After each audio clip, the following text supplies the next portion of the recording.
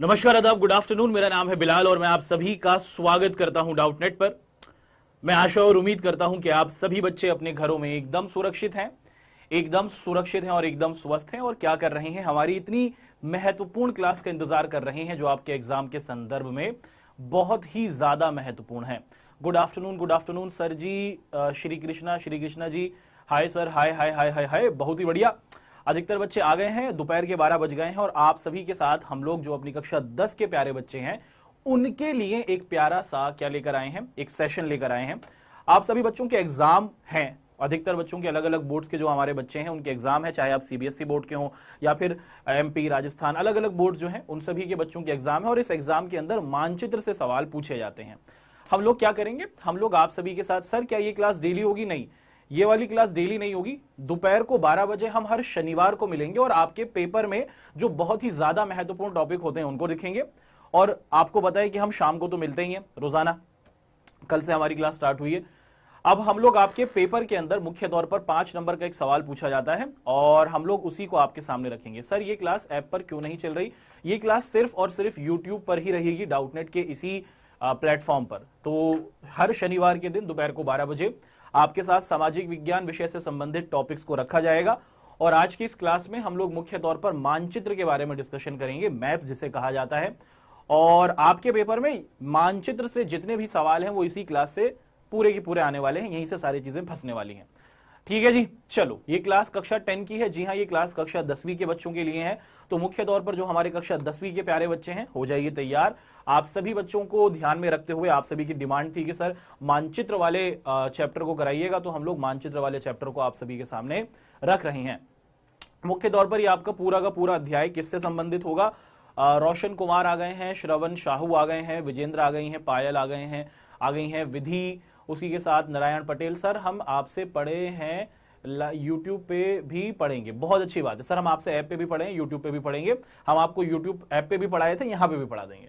ठीक है जी, बहुत ही बढ़िया। ठीक है सर, ये यूपी बोर्ड के लिए नहीं है क्या? हाँ भैया, ये सभी बोर्ड के लिए है। कक्षा 10 में आप जिस भी बोर्ड के अंदर हैं उन सभी बोर्ड्स के लिए ये क्लास बहुत ही ज्यादा इंपॉर्टेंट है।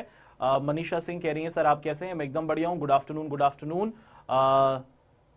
हाँ जी, एमसीक्यू वाली क्लास के संदर्भ में अभी मुझे जानकारी नहीं है कि क्यों नहीं हुई, मैं आपको पता करके बता पाऊंगा, है ना। चलिए सर आप बहुत अच्छा पढ़ाते हैं, आपका बहुत बहुत शुक्रिया। फौजी ji, champion Saurabh Kumar good afternoon कह रहे हैं। चलो जी, 12:03 हो गए और हमने अपने गुड आफ्टरनून, कैसे हैं आप सभी के साथ बातचीत कर ली है। विधि चहल भी आ गई हैं, क्यूट पीकू भी आ गई हैं, पिकाचू, अरे क्या नाम रखा है इस बच्ची ने अपना। हाउ आर यू सर, और उसने सर की स्पेलिंग लिख दी SAR। हाउ आर यू सार, ये बोल रहा है हाउ आर यू सार। सर की स्पेलिंग तो SIR होती है ना। चलिए, हो गया आप सभी से दुआ सलाम। उम्मीद करते हैं कि आप सभी बच्चे एकदम तैयार होंगे। अच्छा, एक चीज आप ध्यान में रखिएगा, जब आपकी ये जो क्लास है इसके अंतर्गत आपके पास अगर हो सके तो मानचित्र लेकर बैठिएगा। अगर नहीं है तो क्लास के समाप्त हो जाने के बाद जब भी आपको टाइम मिले ना, तो एक बार आपका जो मैप होगा भारत का मानचित्र, उसको आप अपने साथ लेके बैठिएगा और प्रैक्टिस कर लीजिएगा। चलिए डिस्कशन कर लेते हैं कि आपके पेपर के अंदर कक्षा 10 में मुख्य तौर पर क्या पूछा जाता है। आपके कक्षा 10 के अंदर जो मानचित्र वाला भाग है, मुख्य तौर पर भूगोल से और इतिहास से सवाल बनते हैं। हम लोग क्या करेंगे, हम लोग आप सभी के साथ भूगोल और इतिहास के सभी पॉइंट्स को रखने वाले हैं। स्टार्ट कर रहे हैं जी, पूरा फोकस आप लोग क्लास के अंतर्गत रखिए। दुआ सलाम हो गई, मुझे उम्मीद है कि आप सभी बच्चे एकदम बढ़िया हैं। सर सब खैरियत है, बहुत अच्छी बात है, आप एकदम बढ़िया हैं। आप खैरियत से हैं तो हम भी खैरियत से हैं। आज की क्लास में अपन लोग क्या पढ़ने वाले हैं, डिस्कशन कर लेते हैं प्यारे बच्चों कि आज की क्लास में आप और हम क्या पढ़ेंगे। भैया जी, हम लोग ज्योग्राफी और उसी के साथ इतिहास, मानचित्र के अंदर कक्षा 10वीं में पेपर में इन्हीं दो भाग से सवाल पूछे जाते हैं। और मुख्य तौर पर किन किन चीजों को पूछा जाएगा, आप सभी के साथ सबसे पहले भारत का जो राजनीतिक मानचित्र है ये रखा जाएगा और उसके अंदर भारत के जो महत्वपूर्ण बांध हैं, बांध को कहते हैं एक ऐसी दीवार जो नदी के ऊपर पानी को रोकती है। तो भारत के जो महत्वपूर्ण बांध हैं वो किस राज्य में हैं, किस नदी पर हैं, उनके बारे में हम लोग डिस्कशन करेंगे। उसके बाद फिर हम लोग हवाई अड्डे के बारे में करेंगे बात, फिर आपके साथ लौह और इस्पात संयंत्र के बारे में बात करेंगे, सूती वस्त्र उद्योग के बारे में बात करेंगे, सॉफ्टवेयर प्रौद्योगिकी पार्क के बारे में बात करेंगे, परमाणु ऊर्जा संयंत्र के बारे में बात करेंगे और मुख्य तौर पर प्रमुख समुद्री बंदरगाह और उसी के साथ साथ कांग्रेस के अधिवेशन, जो आपकी कांग्रेस पार्टी है उसके जो अधिवेशन हुए हैं उनका आप सभी के साथ हम लोग डिस्कशन करेंगे और स्वतंत्रता संग्राम के केंद्र। यानी कि इतिहास से लेकर ज्योग्राफी तक के सभी बिंदु हम लोग एक एक कर आप सभी के सामने रखते चलेंगे। आप सभी बच्चे एक बार इनको ध्यान से पढ़िए, है ना। मैं स्क्रीन से हट रहा हूं ताकि आप सभी बच्चे क्या कर लें, आप सभी बच्चे आसानी के साथ इसका अगर स्क्रीनशॉट लेना चाहें तो ले सकते हैं। ये सभी बिंदु आपके एग्जाम के परिप्रेक्ष्य में बहुत ही ज्यादा इंपॉर्टेंट है और क्या होता है कि आपके पेपर में यहीं से सवालों को पूछा जाता है। तो हम लोग इसी वजह से आप सभी के सामने इन सभी बिंदुओं को रख रहे हैं ताकि आप सभी बच्चे हर एक चीज को आसानी के साथ समझते चलें और आपके समक्ष किसी भी प्रकार का कोई भी डाउट नहीं रहे।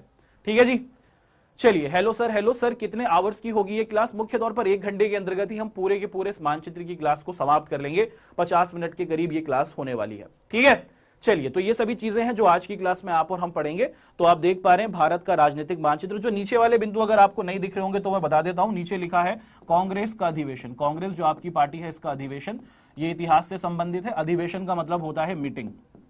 ठीक है, इसको देखेंगे अपन लोग और उसी के साथ साथ हम लोग डिस्कशन करेंगे स्वतंत्रता संग्राम के केंद्र। स्वतंत्रता संग्राम का मतलब है कि भारत में आजादी की लड़ाई आखिर कहां पर हुई। तो इतिहास से संबंधित महत्वपूर्ण बिंदु और उसी के साथ साथ क्या है कि आपके भूगोल से संबंधित महत्वपूर्ण बिंदु एक एक कर हम लोग आप सभी के साथ अपनी इस क्लास के अंतर्गत डिस्कस करेंगे। तैयार है? चलिए जी, अगर आप सभी बच्चे तैयार हैं आज की इस क्लास को करने के लिए, सिद्धि, रवन, दानिश, पायल, कृष्णा, सिद्धार्थ, क्यूट, पिकाचू, तो आप सभी बच्चे जल्दी से एक बार थम्स अप दे दीजिए, विच मींस कि आप सभी तैयार हैं और हम लोग अपनी इस क्लास को शुरू करेंगे। और सबसे पहले भारत के मानचित्र में भारत के बांधों को देखेंगे। ठीक है जी, जल्दी से थम्स अप। अधिकतर बच्चे जी सर कह रहे हैं। सभी बच्चे एक बार थम्स अप दे देंगे तो हम लोग स्टार्ट कर लेंगे।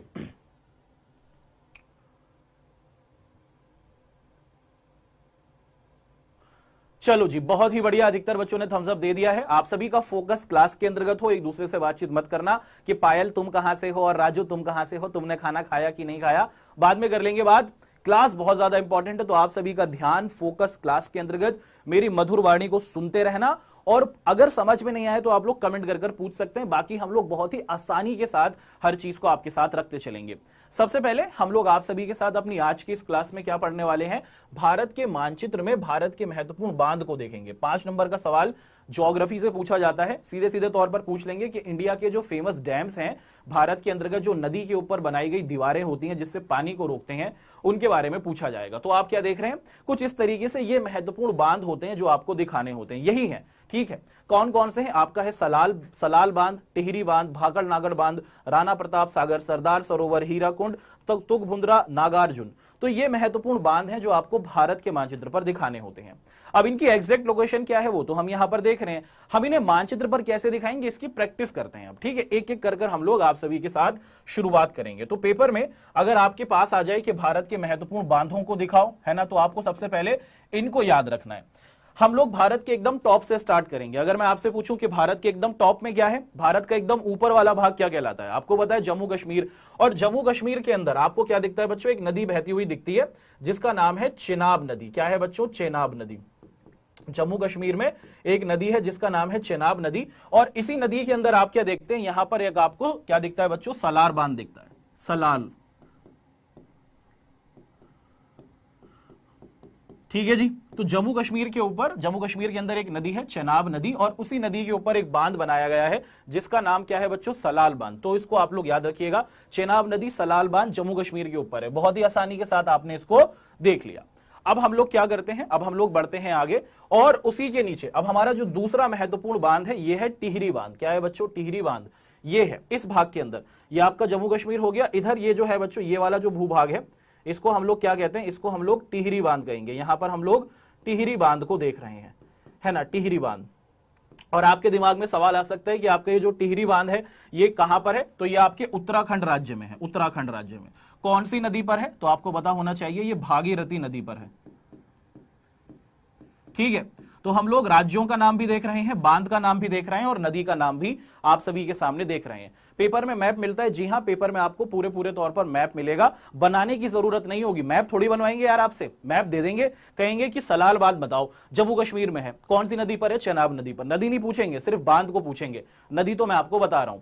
ऐसे ही आपसे पूछ लेंगे कि जो टिहरी बांध है कहां पड़ता है, उत्तराखंड में पड़ता है। ये जम्मू कश्मीर है, इसके नीचे यहां पर ये जो कोने वाला भाग है यहीं पर आपको टिहरी बांध दिखता है जो भागीरथी नदी पर है।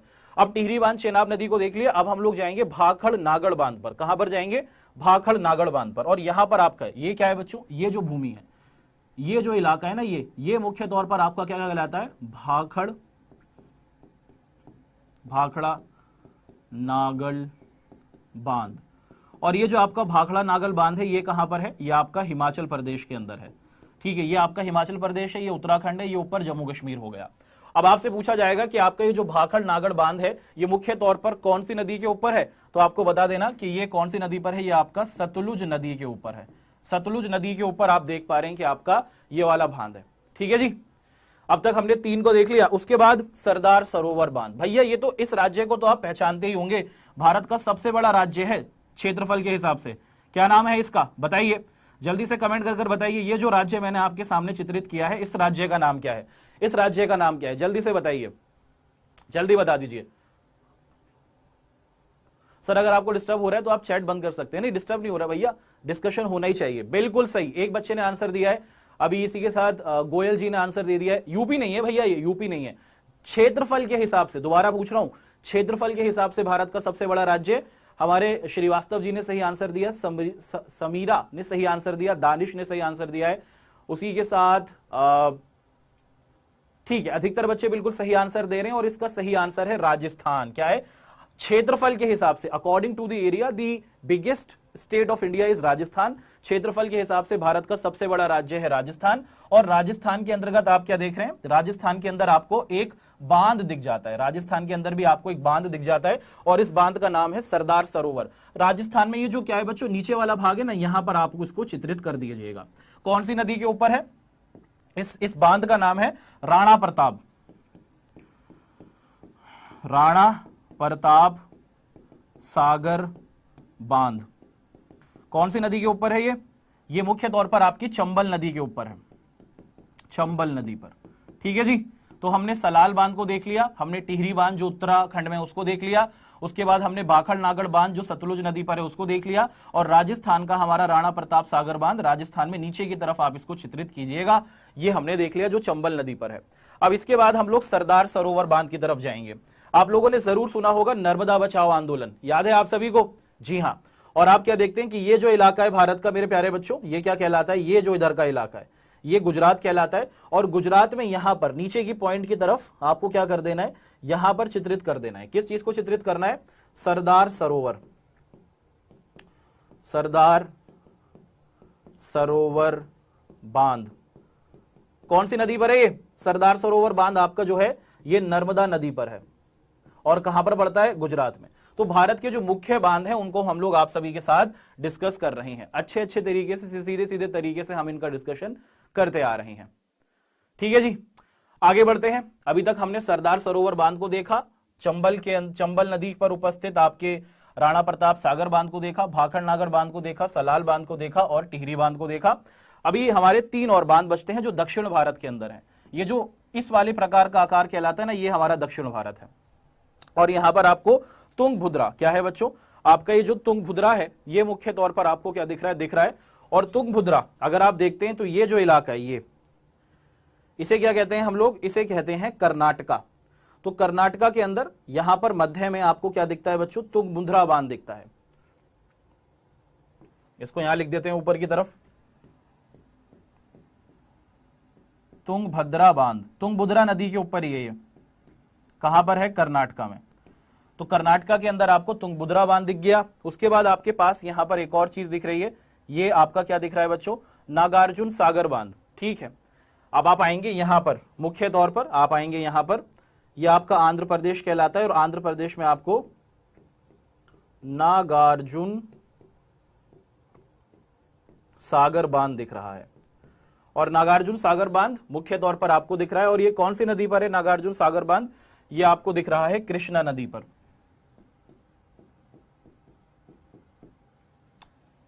बस एक बांध और रहता है, वो आपका कहां पर है बच्चों? वो आपको दिख रहा है आपके इधर उड़ीसा के अंतर्गत हीराकुंड बांध, महानदी पर जो है। तो मुख्य तौर पर भारत से संबंधित सभी बांधों को हमने आप सभी के साथ एक एक कर डिस्कस कर लिया। सर एचपी का मतलब हिमाचल प्रदेश, आंध्र प्रदेश, बिल्कुल सही। एमसीक्यू टाइप के क्वेश्चंस भी कराइएगा। जी हां, आने वाली क्लासेस में कराए जाएंगे।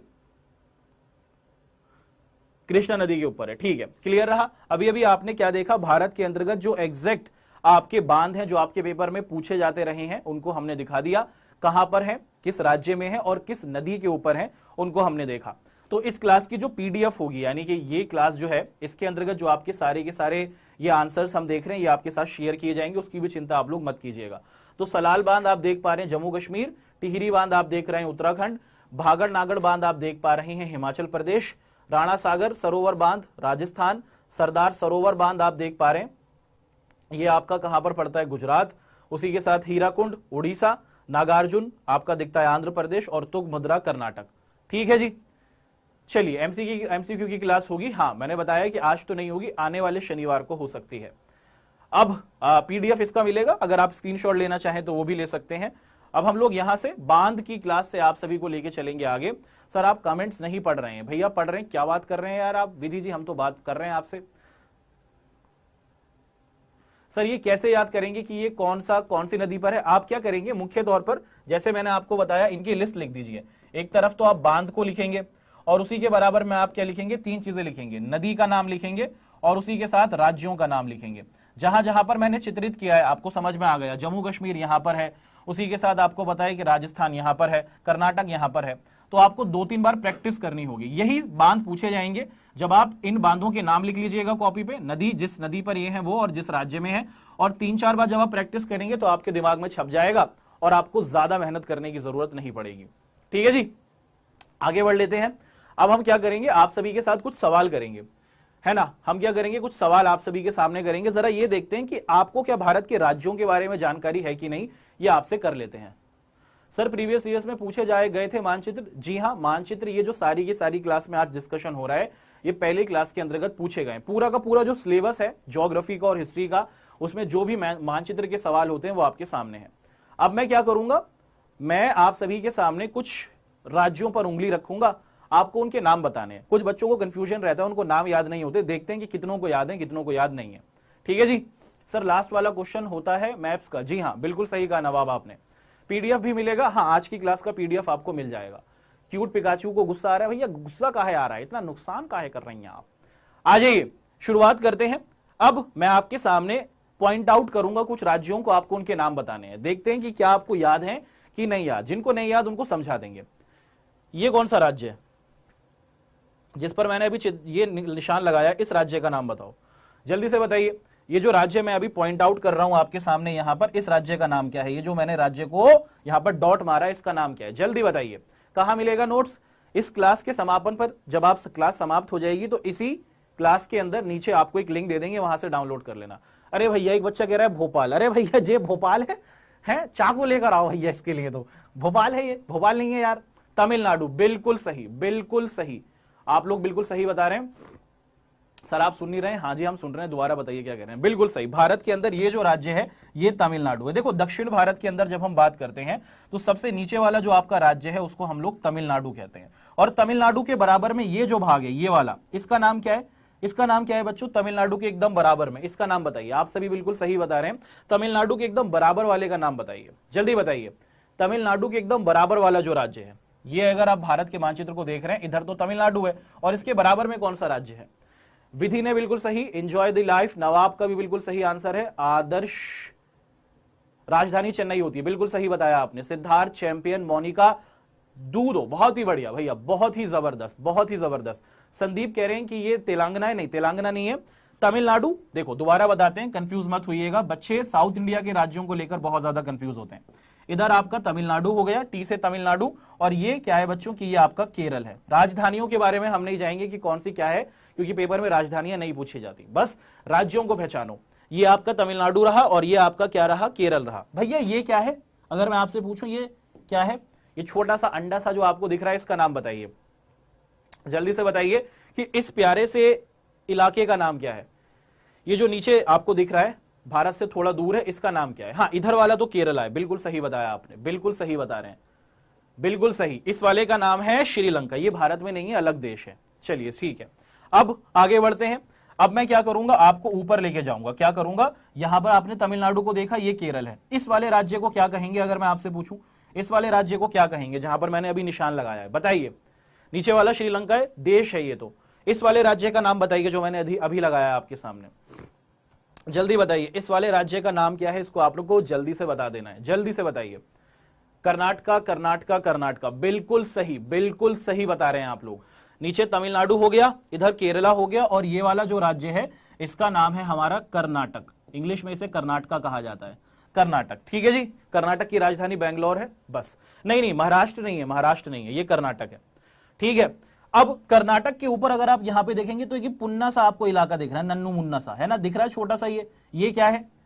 कर्नाटक के एकदम ऊपर ये जो छोटा सा आपको इलाका दिख रहा है इसे क्या कहेंगे? ये तो कर्नाटक है, तमिलनाडु, केरल, कर्नाटक, इसके ऊपर वाला बताइए क्या है? आंध्र प्रदेश? नहीं नवाब, आंध्र प्रदेश नहीं है, ये जो छोटा सा इलाका है, बिल्कुल सही, ये है आपका गोवा। आप देख पा रहे हैं कि यहां पर ये जो इलाका है छोटा सा एकदम, है ना, यहां पर आप जो ये इलाका देख पा रहे हैं छोटा सा इधर, ये है आपका क्या बच्चों? गोवा।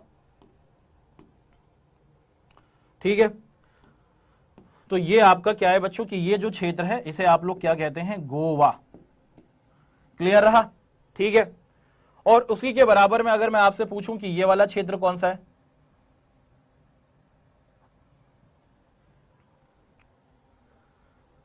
ये वाला भाग, इधर वाला, तो ये छोटा वाला तो गोवा हो गया, बिल्कुल सही है, ये बताइए। आंध्र प्रदेश, बिल्कुल सही, ये एपी है, ये आपका आंध्र प्रदेश है। तेलंगाना भी इसके आसपास ही है, तेलंगाना भी इसके पास ही है, तो ये इसको आप लोग एपी कहेंगे, आंध्र प्रदेश के नाम से जानेंगे। चलिए अब ऊपर की तरफ आप सभी को लेके चलते हैं, ऊपर वाले राज्यों की तरफ। नीचे बच्चे यहां पर अधिकतर कंफ्यूज होते हैं। अब ऊपर के अंदर ये तो आपका जम्मू कश्मीर हो गया, JNK। ठीक है, उसी के बाद आप क्या देखते हैं कि यहां पर आपका ये राजस्थान हो गया, इधर आपका ये गुजरात हो गया। अब ये जो छोटा सा मध्य से जो भाग दिख रहा है, ये जो छोटा सा इलाका है, ये क्या कहलाता है? ये बताइए आप मुझे। ये जो छोटा सा क्षेत्र है जो मैंने अभी चित्रित किया है आपके सामने, इसका नाम आप मुझे बता दीजिए। ऊपर वाला जम्मू कश्मीर हो गया, ये राजस्थान हो गया, ये गुजरात हो गया, इधर वाले इलाके को बताइए क्या है? दिल्ली, बिल्कुल हाँ, देश की राजधानी छोटी सी दिल्ली आपको यहां पर दिख रही है। दिल्ली के पास में आपको यहां पर क्या दिख जाता है बच्चों? आपका ये हरियाणा हो जाता है, इसी के बाद यहां पर ये आपका यूपी हो जाता है, इसी के बाद आपका ये यहां पर बिहार हो जाता है। ठीक है, तो कुछ इस तरीके से भारत के अंतर्गत रहते हैं। इधर ये आपका मध्य प्रदेश MP हो जाता है, हिंदुस्तान की एकदम मध्य में है, एकदम बीच में, इसी वजह से इसे मध्य प्रदेश कहेंगे। ये कौन सा राज्य है? ये वाला कौन सा राज्य है? ये बताइए, ये वाला कौन सा राज्य है?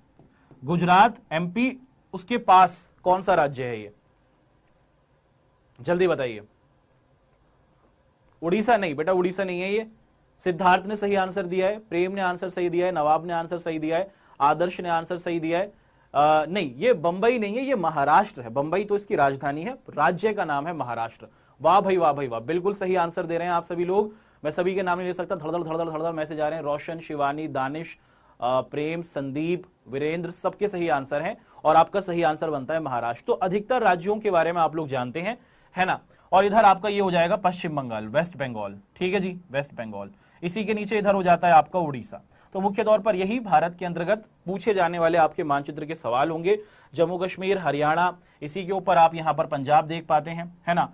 जम्मू कश्मीर, हरियाणा, पंजाब, राजस्थान, यूपी, बिहार, MP, गुजरात, कर्नाटक, केरल, तमिलनाडु, उसी के साथ आंध्र प्रदेश, वेस्ट बंगाल। उत्तर पूर्व के राज्यों के बारे में भी पूछा जाएगा, उनको हम बाद में बता देंगे आज ही की क्लास में। तो इस तरीके से अधिकतर राज्यों के बारे में आप जानते हैं और ये बहुत अच्छी बात है। जी हाँ, ये महाराष्ट्र ही था, ये महाराष्ट्र ही है। अब क्या करेंगे, पीछे तो हमने आप सभी के साथ क्या पढ़ा था, पीछे हमने बांधों के बारे में जान लिया था, कौन सी नदी पर कौन सा बांध है और कैसे याद करना है मैंने आपको बता दिया। बांध का नाम लिखो, नदी का नाम लिखो, राज्य का नाम लिखो और दो तीन बार ऐसे जैसे हमने प्रैक्टिस की है उसे लिख लीजिए। सेवन सिस्टर्स भी हैं, जब हम खेती वाले क्वेश्चंस देखेंगे ना तब उनका डिस्कशन कर लेंगे। अब आगे बढ़ जाते हैं। असम भी बोल दीजिए सर, हम असम से हैं। अच्छी बात है, आप असम से हैं। अब देखिए, अब हम लोग एक एक कर आप सभी के साथ भारत के अंतर्गत पेपर में पूछे जाने वाले इंपॉर्टेंट क्वेश्चंस होते हैं जिसे कहा जाता है अंतरराष्ट्रीय हवाई अड्डे। इंटरनेशनल एयरपोर्ट का मतलब है कि भारत के वो महत्वपूर्ण कौन से एयरपोर्ट्स हैं जहां से देश के बाहर प्लेन उड़ते हैं, उनका नाम आपसे पूछा जाता है। तो मुख्य तौर पर राज्यों को देखेंगे और वहां पर उपस्थित एयरप्लेन्स के नाम क्या हैं ये आपके साथ हम लोग डिस्कस करेंगे। सबसे पहले देख लेते हैं, सबसे पहले आप देखते हैं कि अमृतसर के अंदर, पंजाब के अंदर आप क्या देखते हैं बच्चों कि ये जो भाग है, जैसे मैंने आपको बताया, आपने सभी ने सही ढूंढा था, ये वाले इलाके को हम लोग पंजाब कहते हैं और पंजाब के अंदर आपको क्या दिखता है, एक शहर दिखता है अमृतसर। अमृतसर, और अमृतसर के अंदर जो आपको एयरप्लेन दिखता है, आपका जो क्या दिखता है, एयरपोर्ट दिखता है, उसका नाम है राजा सांसी।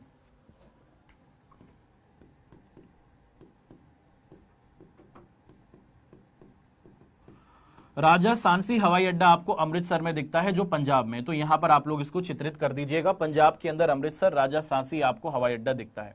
फिर उसी के नीचे आप देखते हैं तो दिल्ली का आपको हवाई अड्डा दिखता है। और आपको पता है कि मैंने बताया था कि ये जो छोटा सा इलाका है देश के एकदम बीच में, ये जो छोटा सा इलाका है यही आपका क्या है बच्चों, दिल्ली है। और दिल्ली के अंदर जो आपका हवाई अड्डा है उसका नाम है इंदिरा गांधी अंतरराष्ट्रीय हवाई अड्डा। तो दिल्ली के अंदर आपने क्या देखा, दिल्ली के अंदर आपने इंदिरा गांधी हवाई अड्डे को ढूंढ लिया।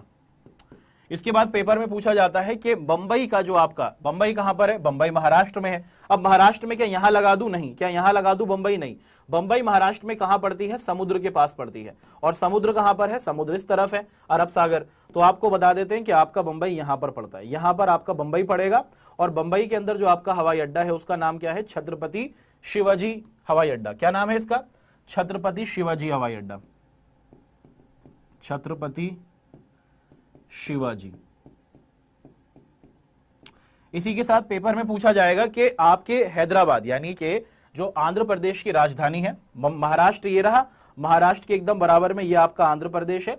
आंध्र प्रदेश के अंदर कौन सा हवाई अड्डा है, तो आप देख लीजिए आंध्र प्रदेश के अंदर जो आपका हवाई अड्डा है उसका नाम है राजीव गांधी हवाई अड्डा।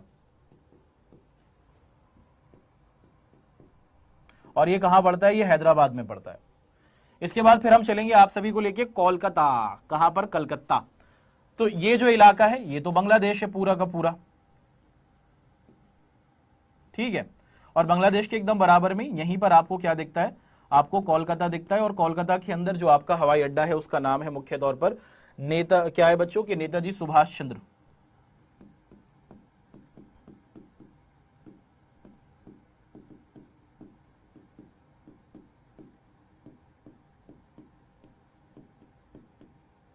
नेताजी सुभाष चंद्र हवाई अड्डा आपको कोलकाता के अंदर दिखता है। और फिर लेके चलेंगे तमिलनाडु। और तमिलनाडु कहां है आपको पूरा पता है, तमिलनाडु के अंदर जो आपका राज्य है वो तमिलनाडु तो ये रहा। तमिलनाडु की राजधानी है चेन्नई, और चेन्नई यहां पर पड़ता है। जैसे बंबई आपको दिखाना होगा तो समुद्र के पास है, ऐसे ही जो आपका चेन्नई है वो भी समुद्र के पास है और वो इस तरफ पड़ता है। और चेन्नई के अंदर जो आपको हवाई अड्डा दिखता है उसका नाम है मीनमबक्का, ठीक है जी। तो मुख्य तौर पर ये भारत के अंदर आप क्या देखते हैं, आपके अंतरराष्ट्रीय हवाई अड्डे दिखते हैं, ठीक है। तो इस तरीके से आप लोग पढ़ लीजिएगा। इंडिया के अंदर मुख्य तौर पर कितने इंटरनेशनल एयरपोर्ट दिखते हैं, लगभग देखा जाए तो अराउंड 70 हैं, 70 से ज्यादा आपको इंटरनेशनल एयरपोर्ट दिख जाते हैं, ठीक है। तो मुख्य तौर पर आपने देख लिया, जब भी हम लोग भारत के इंटरनेशनल एयरपोर्ट्स की बात करेंगे, पंजाब का अमृतसर का राजा सांसी, उसी के साथ आप देख पा रहे हैं कि आपके इंदिरा गांधी एयरपोर्ट दिल्ली, कलकत्ता का नेताजी सुभाष चंद्र बोस, हैदराबाद का आप देख पा रहे हैं राजीव गांधी इंटरनेशनल एयरपोर्ट, बंबई का छत्रपति शिवाजी आपका क्या है बच्चों एयरपोर्ट, और चेन्नई ये जो तमिलनाडु में पड़ता है इसका मीनमबक्का। तो कुछ इस तरीके से हम इनको चित्रित कर सकते हैं।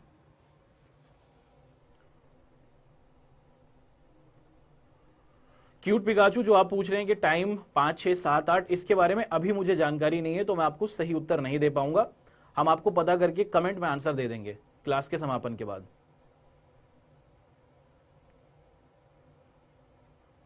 ठीक है। अब हम लोग क्या करते हैं, आप सभी के साथ मुख्य तौर पर इनको आगे बढ़ाते हैं। अब कुछ और हमारे महत्वपूर्ण बिंदु हैं जिन्हें कहा जाता है लोहा और इस्पात संयंत्र।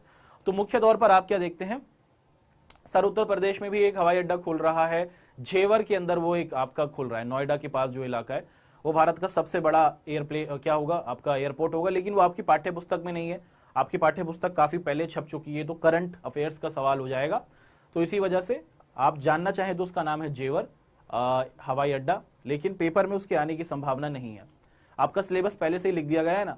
अब भारत के अंदर आप क्या देखते हैं कि लोहा और इस्पात संयंत्र भी हैं। लोहा और इस्पात संयंत्र का मतलब क्या है कि लोहा और उसी के साथ साथ इस्पात को बनाने की जो हमारी फैक्ट्रियां हैं वो भारत में कहां कहां पर हैं, ये आपसे पूछी जा रही हैं, ठीक है।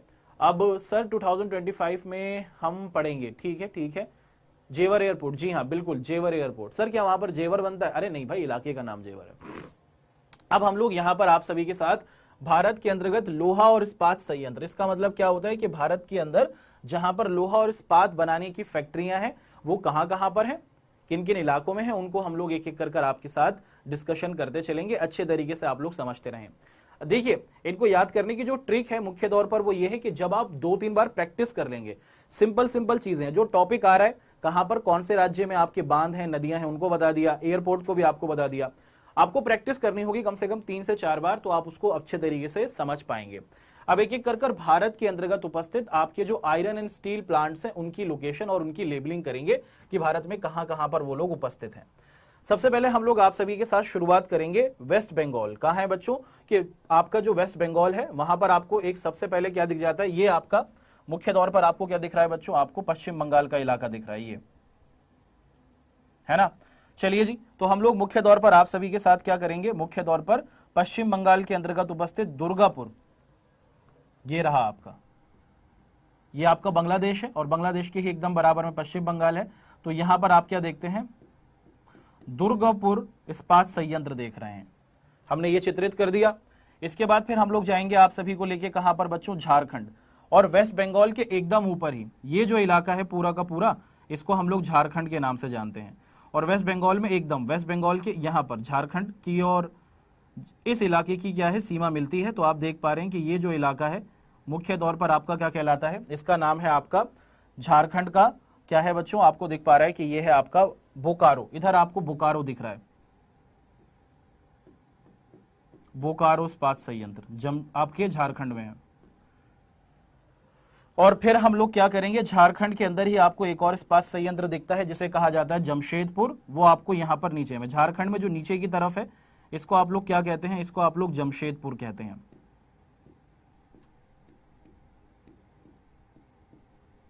दुर्गपुर आपका पश्चिम बंगाल, जमशेदपुर के अंदर आपको दिख जाता है जमशेदपुर झारखंड, उसी के साथ बोकारो आपका झारखंड। फिर आप सभी को लेके चलेंगे छत्तीसगढ़, ठीक है जी, और छत्तीसगढ़ आपको कहां पर दिख जाता है बच्चों की, ये जो लेटा आपको जो ये सीमा दिख रही है, ये पूरा का पूरा जो राज्य है ये वाला, ये आपका छत्तीसगढ़ राज्य कहलाता है। और छत्तीसगढ़ राज्य के अंदर यहां पर आपको क्या दिखता है, भिलाई इस्पात संयंत्र दिखता है, ठीक है जी। ये आपका मुख्य तौर पर भिलाई इस्पात संयंत्र आपको यहां पर दिख रहा है। और उसके बाद फिर हम लोग लेके चलेंगे आपको कर्नाटका, और आपको पता है कि कर्नाटका कहां पर है, ये वाला राज्य पूरा का पूरा कर्नाटका का है। और इस कर्नाटका राज्य के अंदर आप क्या देखते हैं कि यहां पर आपको ऊपर की तरफ लगा देना है, इस जगह पर ये जो सीमा के एकदम कर्नाटक में ऊपर के इलाके पर आपको क्या दिखता है, विजयनगर इस्पात संयंत्र दिखता है। और फिर आपको लेके चलेंगे तमिलनाडु, और तमिलनाडु कहां है, तमिलनाडु मुख्य तौर पर ये पूरा का पूरा इलाका तमिलनाडु का है। और तमिलनाडु के अंदर जो इस्पात संयंत्र है उसका नाम है सेलम, तमिलनाडु के एकदम बीच में यहां पर आप लगा दीजिएगा, इसका नाम है सेलम इस्पात संयंत्र। तो ये भारत के अंतर्गत महत्वपूर्ण आपके इस्पात संयंत्र हैं, कौन सी क्लास में है, कौन से राज्यों में है, उनका आपको नाम बता दिया गया। सर ये क्वेश्चंस कितने नंबर के आते हैं, ये क्वेश्चंस मुख्य तौर पर 5 नंबर के आते हैं। बस अगर आप इनको 2 से 3 बार प्रैक्टिस कर लेंगे, सिर्फ पेपर में पूछा जाएगा बांध, वही 5 नंबर के आ जाएंगे। सारे टॉपिक्स को हम लोग यहाँ पर कवर कर रहे हैं इस क्लास के अंतर्गत। सर ये क्वेश्चन कितने नंबर का आता है, 5 नंबर का, ठीक है जी। तो मुख्य तौर पर आप देख पा रहे हैं कि भारत के अंदर आपके जो लोहा और इस्पात संयंत्र हैं वो मुख्य तौर पर ये रहे। अधिकतर जो आपके ये इलाके हैं ये उत्तर भारत में नहीं है, या तो दक्षिण भारत में है या फिर पूर्व भारत में है। आपने उड़ीसा में देखा, उसी आपने क्या देखा, मुख्य तौर पर पश्चिम बंगाल में, झारखंड में, छत्तीसगढ़ में, कर्नाटका में और आपके तमिलनाडु के अंतर्गत, ठीक है। स्क्रीनशॉट लेना है, चलिए आप ले लीजिए। वैसे आपको इसके क्लास के बाद इसका पीडीएफ भी मिल जाएगा जो आपके लिए बहुत ही अच्छा रहेगा, ठीक है। हिस्ट्री में भी मैप आता है एग्जाम में, जी हाँ, हिस्ट्री के भी मैप के क्वेश्चन आज की क्लास में ही आप और हम करेंगे। आगे बढ़ लेते हैं। अब यहां पर हम लोग ये देखेंगे कि ज्योग्राफी के अंदर, भूगोल के अंदर आपके पास एक और सवाल पूछा जाता है। हमने आपके साथ बहुत से टॉपिक्स को तो कर लिया, अब एक एक कर हम लोग भारत के अंदर जो हमारी सूती वस्त्र उद्योग की फैक्ट्रियां हैं उनके सामने आपको देखेंगे। इकोनॉमिक्स के मैप नहीं आते नवाब, नहीं, इकोनॉमिक्स के मैप नहीं आएंगे, ठीक है।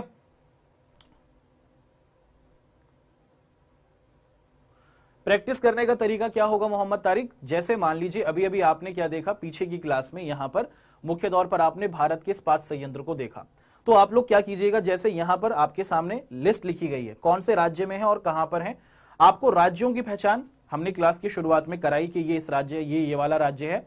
आपको क्या करना है, उन राज्यों पर इसी तरीके से वीडियो भी देखते रहिएगा और साथ ही प्रैक्टिस भी कीजिएगा क्लास के बाद में। जब आप 2 से 3 बार प्रैक्टिस कर लेंगे तो फिर आपको चीजें अच्छे से याद हो पाएंगी। चलिए अब हम लोग आप सभी के साथ सूती वस्त्र उद्योग के बारे में डिस्कशन कर रहे हैं। देखिए अगर मैं आपको ट्रिक्स बताऊंगा तो अधिकतर बच्चे क्या हो जाते हैं, ट्रिक्स को याद करने की वजह से ट्रिक्स उनको कंफ्यूज कर देती हैं। हम सिंपल रख के चलेंगे, ट्रिक कोई नहीं है, सिंपल तरीका यह है कि प्रैक्टिस कीजिए। 2 से 3 बार आप प्रैक्टिस करेंगे तो आप लोग चीजों को याद कर पाएंगे, है ना। क्योंकि ट्रिक अगर आप उसको रिकॉल नहीं कर पाएंगे पेपर में तो फिर आपके लिए वो आसान नहीं रहेगा। सर पेपर में इस्पात संयंत्र भी आएगा? जी हाँ सौरभ, आ सकता है। ये सारे टॉपिक आपके पेपर वाले ही हैं। चलिए अब यहां पर हम लोग भारत के अंतर्गत उपस्थित आपके सूती वस्त्र उद्योग के बारे में पढ़ेंगे। सूती वस्त्र उद्योग से तात्पर्य होता है कि भारत में मुख्य तौर पर सूती कपड़े के कारखाने कहां कहां पर हैं, है ना, उनके बारे में हम लोग डिस्कशन करने वाले हैं। चलिए जो ये बच्चे आपस में थोड़ी थोड़ी बातचीत कर रहे हैं कि कैसे कैसे हैं, तो आपसे अनुरोध है कि कृपया आप थोड़ी सी क्या है शालीनता क्लास के अंतर्गत रखें, क्योंकि ये क्लास आप ही के फायदे के लिए। ध्यान क्लास में रखिए, बातचीत आप क्लास के बाद कर लीजिएगा। अब आगे बढ़ते हैं। यहां पर हम लोग भारत के अंतर्गत उपस्थित जो आपके सूती वस्त्र उद्योग हैं, जिन्हें हम लोग कॉटन टेक्सटाइल इंडस्ट्रीज भी कहते हैं, उनको जानेंगे। और मुख्य तौर पर भारत में यही कॉटन इंडस्ट्रीज हैं जो पेपर में पूछी जाती हैं। सबसे पहले हम देखेंगे, सबसे पहले आप क्या देखते हैं, हम लोग शुरुआत करते हैं कानपुर से। और कानपुर कहां पर है? कानपुर आपको पता है कि मुख्य तौर पर कानपुर आपको कहां पर दिखता है कि ये आपको यूपी के अंदर दिखता है। तो ये पूरा का पूरा जो क्षेत्र है ये आपका यूपी है। और यूपी में नीचे की तरफ यहां पर आप लोग लगा दीजिएगा, ये क्या है बच्चों? कानपुर। कानपुर के अंदर आप देखते हैं कि सूती कपड़े के बहुत सारे कारखाने आपको दिखते हैं। तो यहां पर आपने यूपी में कानपुर को दिखा दिया। इसके बाद आपको क्या लेके चलेंगे? आपको लेके चलेंगे हम लोग इंदौर। ठीक है जी, क्या लेके चलेंगे हम लोग? आपको इंदौर लेके चलेंगे। और भारत के एकदम मध्य में ये पूरा का पूरा जो आपका क्या है बच्चों इलाका है, इसे हम लोग मध्य प्रदेश कहते हैं। और मध्य प्रदेश में आपको मध्य प्रदेश की मुख्य तौर पर राजधानी क्या है बच्चों? मध्य प्रदेश का महत्वपूर्ण शहर इंदौर दिखता है। तो यहां पर आपको इंदौर को चित्रित कर देना है। और इंदौर के अंदर भी आप लोग क्या देखते हैं कि आप बहुत सारे हमारे कारखाने देखते हैं सूती कपड़े के। उसके बाद फिर हम लोग आपको गुजरात लेके चलेंगे। ये जो पूरा का पूरा इलाका है ये आपका गुजरात कहलाता है। और गुजरात में आप देखते हैं कि इधर नीचे वाले इलाके में पूरा का पूरा गुजरात है, तो कहीं पे भी लगा दें क्या? नहीं, सूरत जो है वो नीचे इधर है। सूरत के अंदर आप क्या देखते हैं कि आपको सूती कपड़े के कारखाने दिखते हैं। गुजरात के एकदम नीचे और कर्नाटक के एकदम ऊपर आपको महाराष्ट्र दिख जाता है। और जब भी मैं मुंबई की बात करूंगा तो मुंबई आपको समुद्र के पास दिखेगा। देखो प्रैक्टिस करते रहोगे तो आपको याद रहेगा। बंबई के जब आप बंबई को देखते हैं तो वो समुद्र के पास दिखता है। तो यहां पर आपको बंबई के अंदर भी बहुत सारी सूती कपड़े की फैक्ट्रियां दिखती हैं। ये आपका क्या हो गया बच्चों? ये आपका मुख्य तौर पर मुंबई हो गया, है ना। यहां पर आप क्या देख पा रहे हैं कि ये आपका मुंबई हो गया। और फिर हम लोग बात करेंगे तमिलनाडु की। भैया तमिलनाडु तो बहुत बार आएगा, हर मानचित्र में आपको तमिलनाडु दिख जाएगा। और तमिलनाडु आपका क्या है बच्चों कि ये पूरा का पूरा जो राज्य है ये आपका तमिलनाडु है। और मैं अगर आपसे पूछूं कि तमिलनाडु में चेन्नई तो आपका समुद्र के पास है यहां पर, उसी के साथ सेलम एकदम बीच में है जो हमने पीछे डिस्कस किया था। तमिलनाडु के अंदर एक इलाका है जिसे कहा जाता है कोयम्बटूर, वो तमिलनाडु और केरल की सीमा पर है यहां पर कोयम्बटूर। ठीक है, तो भारत के ये सूती वस्त्र उद्योग हैं जो आपके पेपर में पूछे जाएंगे। कानपुर यूपी, इंदौर मध्य प्रदेश, सूरत गुजरात, महाराष्ट्र मुंबई और तमिलनाडु का कोयम्बटूर। बहुत ही सिंपल है, 2-3 बार प्रैक्टिस करेंगे तो आपके दिमाग में छप जाएगा। सर वाराणसी के अंदर भी कॉटन होता है शायद, आप बिल्कुल सही कह रहे हैं सौरभ, लेकिन पेपर में इन्हीं इलाकों को चित्रित करने के लिए दिया जाएगा, वाराणसी नहीं आएगा। सर कपास कपास को ही कहा जाता है? हाँ, कपास को दिखाने के लिए आने वाले सवाल हैं। आज ही की क्लास में कुछ आगे के सवाल दिखाए जाएंगे। सर मानचित्र के अंदर हमें नाम भरना पड़ेगा या फिर कोई संकेत डालना पड़ेगा? आप क्या करेंगे, जैसे अगर आपको कानपुर दिखाना है तो आप क्या कीजिए, डॉट कर दीजिए, पेपर के अंदर आप डॉट दिखा दीजिए और फिर उसको बाहर मानचित्र के बाहर लिख दीजिएगा कानपुर। जैसे ही आपको मान लीजिए कोयम्बटूर दिखाना है तो कोयम्बटूर को यहाँ पे चित्रित करो और बाहर यहाँ पर कोयम्बटूर लिख दीजिए। इस तरीके से आप लोग चित्रित कर दीजिएगा, नाम लिखिएगा, इस तरीके से आपके लिए ये चीज आसान रहेगी। ठीक है, आगे बढ़ते हैं। अभी तक हमने बहुत से सवालों को कर लिया है, हमने आपके साथ एयरपोर्ट्स के बारे में पढ़ा, बांध के बारे में पढ़ा। आगे बढ़े या फिर कोई कंफ्यूजन है अभी तक? सर यहां पढ़ाई हो रही है तो ऐप पर क्यों नहीं? ये क्लास सीधे सीधे तौर पर सिर्फ यूट्यूब पर हमारे बच्चों के लिए है, ऐप पर ये क्लास नहीं है। अगर आपके साथी इस क्लास को देखना चाहें तो उनको आप इस यूट्यूब की क्लास को रेफर कर सकते हैं। ऑब्जेक्टिव्स की जो क्लास होगी, ये क्लास हर दिन नहीं होगी, सिर्फ शनिवार के दिन 12 बजे होगी और उसके अंदर कक्षा 10 कक्षा 9 के जो हमारे बच्चे होंगे उनके पेपर से संबंधित चीजों को कराया जाएगा। सर मानचित्र बनाना पड़ेगा? नहीं रंजीत, मानचित्र बनाने की कोई भी जरूरत नहीं है, पेपर में हर चीज बनी बनाई आएगी। बट ड्राइंग थोड़ी है यार, तुम्हें दे देंगे कि चलो भारत का मानचित्र बनाओ, नहीं, बनी बनाया आएगा, बस आपको चित्रित करने हैं।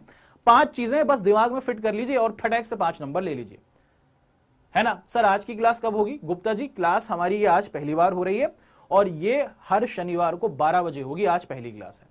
आगे बढ़ रहे हैं। अब आपके सामने हम लोग मुख्य तौर पर सॉफ्टवेयर प्रौद्योगिकी पार्क के बारे में पढ़ेंगे। पेपर के अंतर्गत ये भी पूछा जाता है और आपके सिलेबस के अंदर ये भी टॉपिक है, सॉफ्टवेयर प्रौद्योगिकी पार्क। यानी कि भारत के कुछ ऐसे इलाके हैं जहां पर आप लोग क्या देखते हैं कि सॉफ्टवेयर मुख्य तौर पर आपको क्या दिखता है, बनाने की कोशिश की जा रही है कि टेक्नोलॉजी संबंधी, तकनीकी संबंधी वहां पर चीजों को किया जाता है।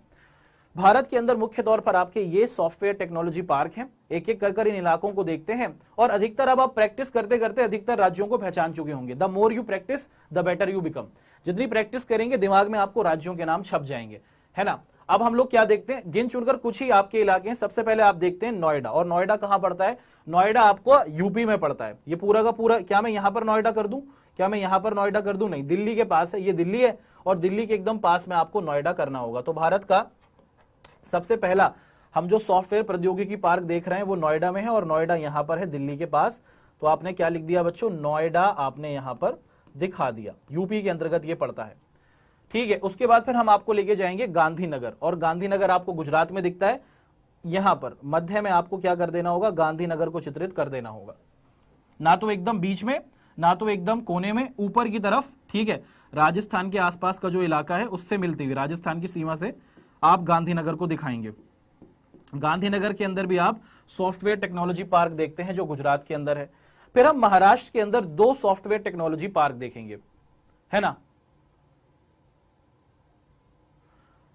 अब आप क्या देखते हैं कि हमारे महाराष्ट्र के अंदर आप 2 सॉफ्टवेयर टेक्नोलॉजी पार्क देखते हैं। महाराष्ट्र ये पूरा का पूरा राज्य है, इसमें सबसे पहले ऊपर बंबई है। बंबई हमेशा कहां पर है? मैंने बताया आपको, नदी के पास है, तो आप समुद्र के पास है, तो यहां पर आपने मुंबई को लगा दिया, मुंबई।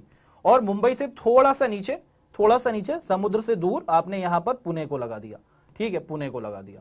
तो बंबई में और पुणे में महाराष्ट्र के अंदर ये पड़ते हैं। यहां पर आपने क्या देखा? सॉफ्टवेयर टेक्नोलॉजी पार्क को देखा। और फिर आप क्या करेंगे? बंबई से पहुंच जाएंगे आंध्र प्रदेश। ये बंबई है, उसी के बराबर में आंध्र प्रदेश है, आपका आंध्र प्रदेश। और आंध्र प्रदेश की राजधानी हैदराबाद में भी आप क्या देखते हैं कि सॉफ्टवेयर पार्क को देखते हैं। तो यहां पर इधर आप लोग लगा दीजिएगा, ये आपका हैदराबाद का सॉफ्टवेयर पार्क हो जाएगा।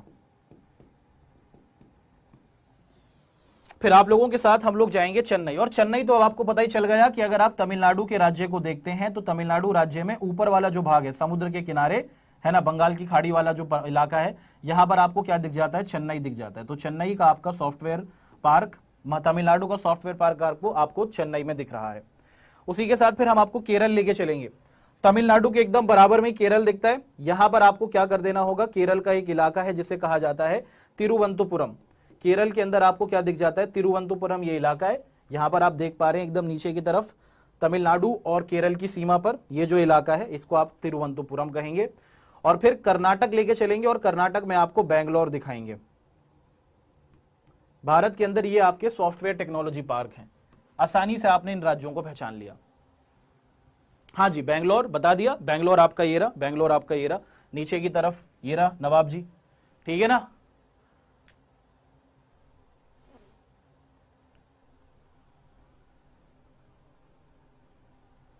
ठीक है कृष्णा पांडे, आपकी बात को पढ़ा गया है, ठीक है। तो कुछ इस तरीके से आप क्या देख पाते हैं कि भारत के अंतर्गत जब भी हम बात करते हैं तो मुख्य तौर पर सॉफ्टवेयर प्रौद्योगिकी पार्क कुछ इस तरीके से आपके सामने आते हैं। क्लियर है?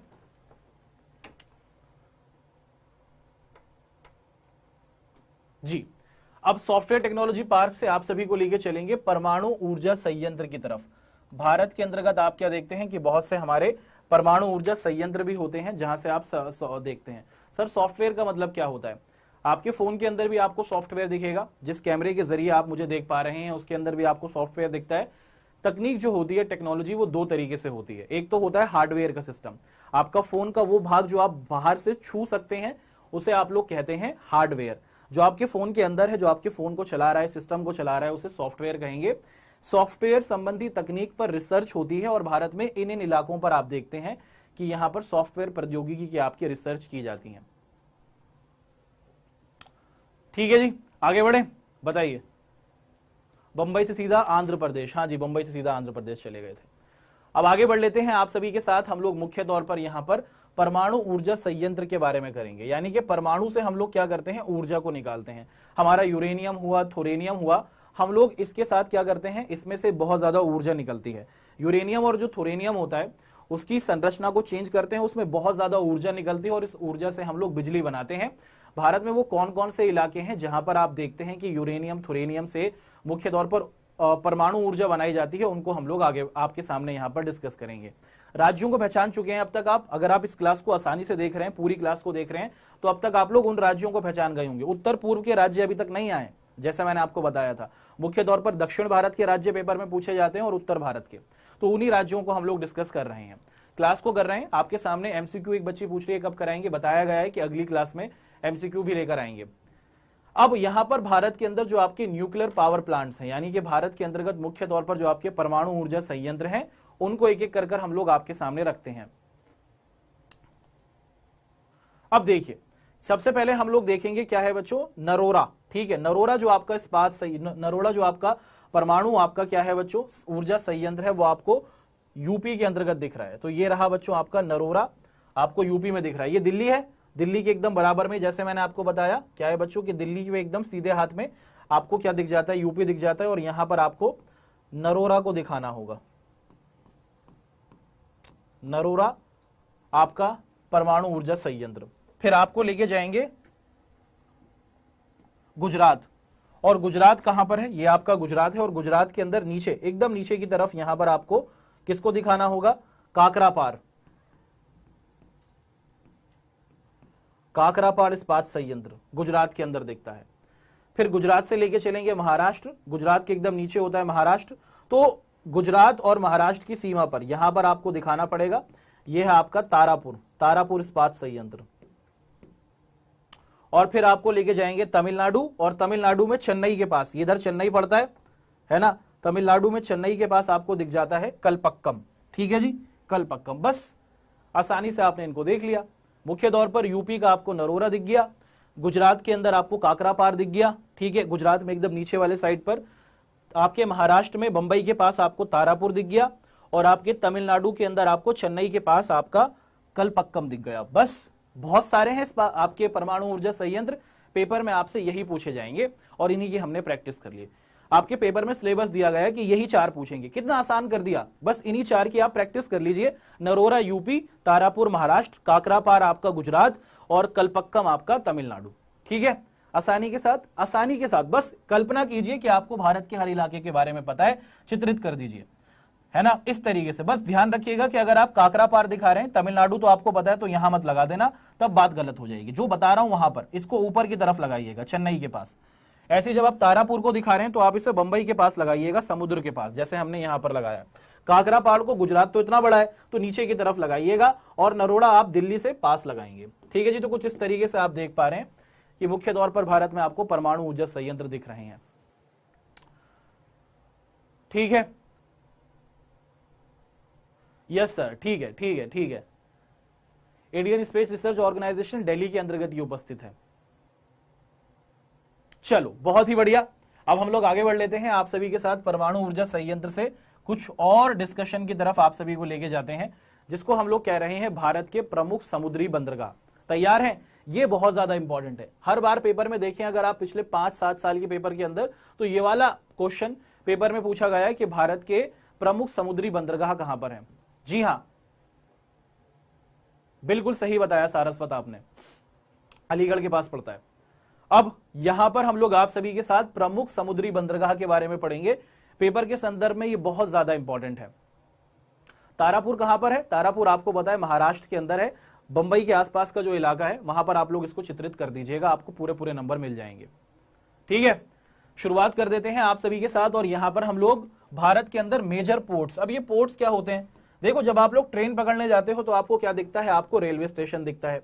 ऐसे ही जब आप लोग बस पकड़ने जाते हो तो आपको बस स्टॉप दिखता है, मेट्रो पकड़ने जाते हो तो मेट्रो का स्टॉप दिखता है। पानी के जहाज जो बड़े बड़े सामान को लेके जाते हैं, सवारियों को लेके जाते हैं, पानी के जहाज के भी तो स्टॉप होंगे जहां पर वो सामान को चढ़ाएंगे, उतारेंगे, उन इलाकों को हम लोग क्या कहते हैं, उन इलाकों को हम लोग पत्तन कहते हैं। हिंदी में पत्तन कहते हैं, बंदरगाह भी कहते हैं, इंग्लिश में इनको पोर्ट्स कहा जाता है। तो भारत में मुख्य तौर पर पानी कहां पर है? क्या जम्मू कश्मीर में होगा बंदरगाह? क्या दिल्ली में होगा बंदरगाह? क्या राजस्थान में होगा बंदरगाह? नहीं भाई, यहां तो समुद्री नहीं है। और मुख्य तौर पर आपके जो सारे समुद्र हैं ये आपको कहां दिखते हैं? दक्षिण भारत में दिखेंगे। ये जो आपका पूरा का पूरा दक्षिण भारत है, यहीं पर आप क्या देखते हैं? पूरा हमारा समुद्र देखते हैं। इधर हमारा अरब सागर है, इधर आपका अरब सागर है, इधर आपकी बंगाल की खाड़ी और नीचे हिंद महासागर है। तो बस यहीं पर आप क्या देखते हैं? कुछ स्टॉप्स हैं, पानी जो आपके जहाज हैं उनको रोकने के लिए हमने क्या बनाया है? बंदरगाह बनाया, जहां से सामान उतरता है, चढ़ता है, उनकी बातचीत कर लेते हैं। तैयार है? ठीक है जी। हाँ जी, पेपर में ये बहुत अच्छे तरीके से आएगा, तो अगर तैयार हो थम्स अप दिखा दो। जल्दी से हम लोग अपनी क्लास को इस महत्वपूर्ण बिंदु को डिस्कस कर लेंगे कि भारत के अंदर महत्वपूर्ण प्रमुख समुद्री बंदरगाह कौन कौन से हैं। जल्दी से कर दीजिए, फिर हम लोग डिस्कशन आगे बढ़ा लेते हैं। नवाब भाई साहब ने थम्स अप दिखा दिया, तारिक जी भी तैयार हैं, सिद्धार्थ जी भी तैयार हैं। बहुत बढ़िया, बहुत बढ़िया, चलो बहुत ही बढ़िया। सचिन भी कह रहे हैं sir I am ready, I am excited. चलिए शुरुआत कर देते हैं और आप सभी के साथ हम लोग यहां पर डिस्कशन करेंगे किसके बारे में? दानिश, फौजी, सिद्धि, सब तैयार हैं। ध्यान से सुनिएगा बच्चों, बंदरगाहों की बात हो रही है। बंदरगाह कहां पर मिलेगा? समुद्र के पास, और समुद्र भारत के दक्षिण भारत में ही है। ये पूरा का पूरा जो इलाका है, मुख्य तौर पर वी सा जो आकार दिख रहा है ना आपको, देखो वी तो आकार है ना, ये वी, यहीं पर आपको सारे बंदरगाह दिखते हैं। एक एक कर इनको चित्रित करेंगे और आप फटाक से पहचान लोगे। सबसे पहले देखते हैं गुजरात के अंदर, इधर से शुरुआत करेंगे, है ना। गुजरात के अंदर आपको एक राज्य दिखता है, हमारा राज्य है गुजरात, और गुजरात के अंदर आपको दिखता है कांडला। क्या है बच्चों? चलो देख लेते हैं। इधर ये आपका गुजरात है। अब अगर मुझे समुद्र के अंदर पानी के स्टॉप को दिखाना है तो यहां लगाऊंगा नहीं भाई, पानी इस तरफ है, अरब सागर, तो आपको कहां लगाना है? आपको इस तरफ, इधर आपको कांडला, ये आपका क्या है बच्चों? कांडला पत्तन है। क्या कहलाता है इसको हम लोग? इसको हम लोग कांडला पत्तन कहते हैं। कहां पर पड़ता है? ये गुजरात में पड़ता है। कांडला के बाद फिर हम लोग आपको लेके चलेंगे बंबई। ठीक है, कांडला जो है ये भारत का मुख्य तौर पर सबसे पुराने बंदरगाहों में से एक बंदरगाह है। कांडला से अब हम लोग आप सभी को लेके चलेंगे बंबई, और बंबई को मैंने आपको बताया महाराष्ट्र में पड़ता है। यहां पर आपको बंबई का आपको क्या कर देना है? अपना पत्तन दिखाना है। बंबई के अंदर भी आपको डॉक यानी कि बंदरगाह दिखता है, और बंबई के नीचे यहां पर आपको गोवा दिखता है, गोवा है ना यहां पर। और गोवा के अंदर जो आपका बंदरगाह है उसका नाम है मरमंगो। क्या नाम है बच्चों? मरमंगो। बड़ा प्यारा नाम है यार। गोवा के अंदर जो आपका मरमंगो, गोवा के अंदर जो आपका बंदरगाह है उसका नाम है मरमंगो। जो मुंबई वाला आपका बंदरगाह है उसको जवाहरलाल नेहरू भी कहा जाता है बंदरगाह, है ना। ठीक है, मरमंगो को देख लिया, गुजरात को देख लिया, महाराष्ट्र के बंबई हमने देख लिया, बंबई के वाले जो हमारा बंदरगाह है, और गोवा का मरमंगो। अब इसके बाद कर्नाटक, ये पूरा का पूरा राज्य कर्नाटक है कि नहीं है? बताइए, क्लास की शुरुआत में समझाया आपने। और कर्नाटक के अंदर यहां पर इस तरफ नीचे की तरफ आप लोग लगा दीजिएगा, इसका नाम है न्यू मैंगलोर। क्या है बच्चों? जो न्यू मैंगलोर आपका बंदरगाह है वो आपको कर्नाटक के अंतर्गत दिख रहा है। गुजरात हो गया, महाराष्ट्र हो गया, गोवा का आपने मरमंगो देख लिया, और कर्नाटक का आपने मुख्य तौर पर न्यू मैंगलोर देख लिया। अब चलेंगे केरल। कहां चलेंगे? केरल। भैया एक बार जरूर जाइएगा, बहुत ही बढ़िया वहां की आबो हवा है। केरल के अंदर आप क्या देखते हैं कि केरल के अंदर यहां पर ये आपका कोच्चि, केरल की राजधानी भी है, यहां पर आपको क्या दिखा देना होगा? कोच्चि बंदरगाह को दिखा देना होगा। और तमिलनाडु के अंदर दो बंदरगाह दिखेंगे। तमिलनाडु में दो बंदरगाह हैं। कौन कौन से? पहला दिखेगा चेन्नई, और चेन्नई कहां है? इतनी बार प्रैक्टिस कर ली, आंख बंद करके पता है कि सर चेन्नई तो यहां पर है। बस जितनी बार प्रैक्टिस करेंगे ना, 5 बार प्रैक्टिस कर लोगे, छप जाएगा दिमाग में। आपने चेन्नई को यहां पर लगा दिया जो तमिलनाडु में दिख रहा है। और तमिलनाडु में एक और बड़ा बंदरगाह है जिसका नाम है तूतीकोरिन। तमिलनाडु में ऊपर की तरफ तो चेन्नई है, नीचे की तरफ आप क्या देखते हैं? यहां पर तूतीकोरिन। तमिलनाडु में दो बड़े बंदरगाह आपको दिख रहे हैं। हमने गुजरात से शुरू करा, महाराष्ट्र गए, फिर आपको गोवा लेके गए, कर्नाटक लेके गए, उसके बाद केरल, उसके बाद तमिलनाडु। अब ऊपर की तरफ जाएंगे वापस इस तरफ। ठीक है जी, हो जाइए तैयार। अब यहां से हम लोग आपको लेके जा रहे हैं विशाखापत्तनम। और विशाखापत्तनम आपका कहां पड़ता है बच्चों? विशाखापत्तनम आपको यहां पर दिख रहा है, यानी कि आपके ये पूरा का पूरा आंध्र प्रदेश का क्षेत्र है। और यहां पर आप क्या देख रहे हैं? विशाखापत्तनम के आपके बंदरगाह को देख रहे हैं। उससे ऊपर आप देखते हैं मुख्य तौर पर आपका क्या दिखता है बच्चों? आपको हल्दिया और पारादीप, ये दो बंदरगाह दिखते हैं। और ये दोनों बंदरगाह आपको उड़ीसा के अंतर्गत दिख रहे हैं, है ना। आपका हल्दिया और पारादीप, ये दो बंदरगाह भी आपको यहां पर दिख जाते हैं। एक बंगाल में और एक आपका उड़ीसा के अंतर्गत आपको दिख जाता है। तो मुख्य तौर पर यही भारत के प्रमुख बंदरगाह हैं। हमने शुरुआत करी गुजरात से, उसी के बाद बंबई लेके गए, गोवा लेके गए, कर्नाटक लेके गए, केरल गए, तमिलनाडु गए, विशाखापत्तनम और हल्दिया और पारादीप गए, और आसानी के साथ आपने इनको पहचान लिया। और इसकी प्रैक्टिस करेंगे तो आप इनको समझ पाएंगे। ठीक है जी। सर मैं गुजरात गया था, ठीक है ना। इसकी प्रैक्टिस जब आप 2-3 बार कर लेंगे तो आपके दिमाग में ये चीज छप जाएगी। ये तो एक तरीके से मानचित्र वाले प्रश्न आपके लिए मुफ्त के प्रश्न है, बस थोड़ा सा ध्यान और नंबर आपके हो जाएंगे यार। ठीक है, तो मुख्य तौर पर हमने आप सभी के साथ प्रमुख समुद्री बंदरगाहों के बारे में भी डिस्कशन कर लिया, और बंदरगाह आपको समुद्र के किनारे ही मिलेंगे, यहीं पर मिलने वाले हैं। सर सारी जगह तो हम घूम लिए, देखो फ्री में घुमा दिया मैंने आपको। मैं गुजरात से शुरुआत करी थी हमने यात्रा, और हम हल्दिया पहुंच गए। यही तो फायदा होता है, जब मानचित्र समझ में आने लगता है तो चीजें अच्छी लगती हैं। सर मैं पुणे गया था, ठीक है, अच्छी बात है, महाराष्ट्र में है। अब आगे बढ़ लेते हैं। अब आप सभी के साथ हम लोग यहां से इतिहास के सवालों को डिस्कस करेंगे। किन के सवालों को? इतिहास के सवालों को हम लोग डिस्कस करेंगे, और मुख्य तौर पर यहां पर कांग्रेस के जो आपके अधिवेशन है उनको आप सभी के साथ हम लोग डिस्कशन करने वाले हैं। ठीक है जी, तो 2-3 मिनट में हमारी ये क्लास संपूर्ण हो जाएगी। जल्दी से कांग्रेस के साथ, कांग्रेस के अधिवेशन। अधिवेशन का मतलब क्या होता है? अधिवेशन का मतलब होता है मुख्य तौर पर मीटिंग। कांग्रेस पार्टी पता है क्या करती थी? यहां से इतिहास के सवाल शुरू हो रहे हैं। कांग्रेस पार्टी अपनी मीटिंग्स करा करती थी, और इन मीटिंग्स के अंदर आप देखते हैं कि मुख्य तौर पर भारत को आजाद कराने की चीजों पर ध्यान दिया जाता था। अब आप क्या देखते हैं कि मुख्य तौर पर यह भारत का मानचित्र है, आजादी से पहले वाला मानचित्र आपके सामने रख रहे हैं कि भारत में मुख्य तौर पर कहां कहां पर कांग्रेस की मीटिंग्स हुई। तो 3 बड़ी मीटिंग्स हम लोग देखेंगे जो भारत के अंदर आपको होती हुई दिखती हैं। कलकत्ता के अंदर, कलकत्ता यानी कि हमारा कोलकाता, ये रहा, ठीक है जी, ये रहा आपका कोलकाता। यहां पर वर्ष 1920 के अंदर आपको मीटिंग होती हुई दिखती है। ठीक है, पेपर में पूछा जाएगा कि कांग्रेस के महत्वपूर्ण अधिवेशन बताइए, तो सबसे पहले कलकत्ता, सितंबर के महीने में 1920 में यहां पर मीटिंग हुई थी। तो ये आपका कलकत्ता है, पश्चिम बंगाल में, ये दिखा दीजिएगा। फिर आपसे पूछा जाएगा नागपुर, और नागपुर आपको कहां पर दिखता है? महाराष्ट्र में दिखता है। ये पूरा का पूरा राज्य आपका महाराष्ट्र है, और महाराष्ट्र में यहां पर ऊपर की तरफ आपको समुद्र से बहुत दूर आपको नागपुर दिखता है। तो यहां पर आप लोग नागपुर चित्रित कर दीजिएगा। और नागपुर के अंदर कांग्रेस की जो ये मीटिंग हुई थी, ये कब हुई थी? ये भी सितंबर 1920 के अंदर ही आपको होती हुई दिखती है। उसके बाद क्या होता है बच्चों कि मद्रास, उस समय का मद्रास, आज का चेन्नई, तमिलनाडु की राजधानी, यहां पर आप देखते हैं कि वर्ष 1927 में कांग्रेस का अधिवेशन होता है, और उसको हम लोगों ने क्या किया? आपके सामने दिखाया। तो मुख्य तौर पर इतिहास के अंदर ये 3 सवाल पूछे जाएंगे कि कांग्रेस पार्टी के जो महत्वपूर्ण अधिवेशन हुए थे वो 3 रहे, कलकत्ता का 1920 का, नागपुर महाराष्ट्र वाला, और मद्रास यानी कि चेन्नई वाला। इसको आप लोग अच्छे तरीके से देख लीजिए। क्लियर रहा? अब हम लोग क्या कर लेते हैं, यहां पर हम लोग अपनी क्लास को समापन की ओर लेकर जाते हैं।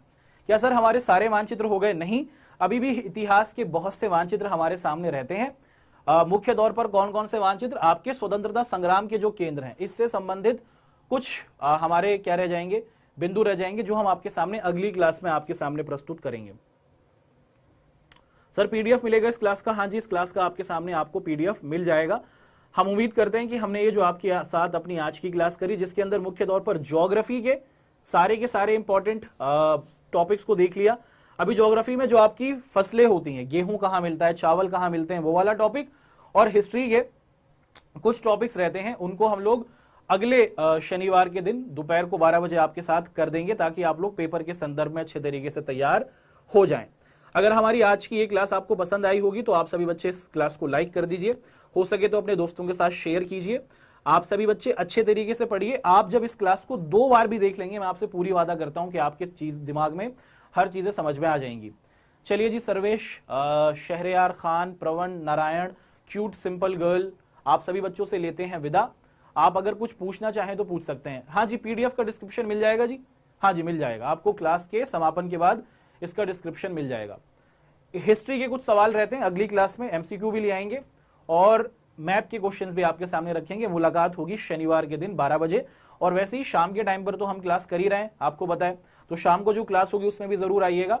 वो क्लास सिर्फ और सिर्फ ऐप पर होगी, ये वाली क्लास सिर्फ और सिर्फ यूट्यूब पर होगी, जो शनिवार के दिन है। तो याद रखिएगा, ये क्लास यूट्यूब पर शनिवार को 12 बजे।